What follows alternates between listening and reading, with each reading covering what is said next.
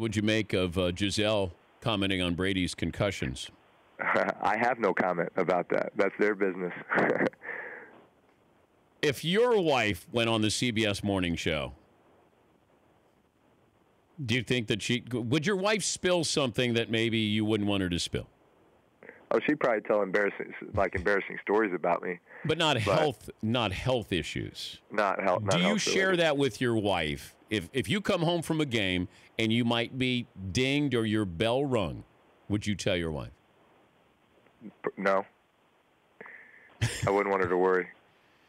Yeah, I understand that, and that's what I thought. Does Brady say, "Man, I got hit," or "I got a headache," or "I got my bell rung," and that difference of that to a concussion, there's gray area there, but yeah, there is gray area. Have you had a concussion and not known you had a concussion? Well, it'd be hard because if I didn't know that I didn't know that I didn't know that I had a concussion, then no, that you eventually did, Drew. That you eventually did. Well, I'll say this. So, I guess I've had one documented concussion, and that was back in 2004, the 2004 season when I was playing for the Chargers. Okay. And I obviously remember the event, the hit, and everything. And I knew that something was not right, and I knew that I was concussed. But I didn't take myself out of the game.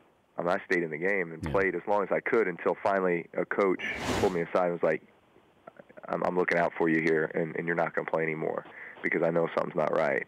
And so, but if it wasn't for him, I wasn't pulling myself out of the game. And that's why it's hard to change that mentality for guys.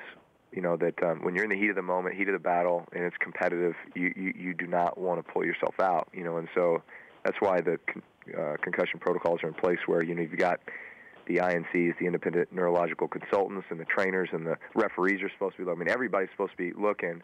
And when you see a guy that's, that's obviously, in that situation, man, you pull them aside, you make sure they get evaluated before they go back out and return to play. And if it's deemed that, hey, this is serious enough, then, man, you're out until further notice, which at times, I mean, we've seen with Luke Kuechly and some other guys that, hey, we'll sit them for 3 or 4 weeks to make sure that they are completely healed before they go back out there again. The Dan Patrick Show, weekday mornings on Audience.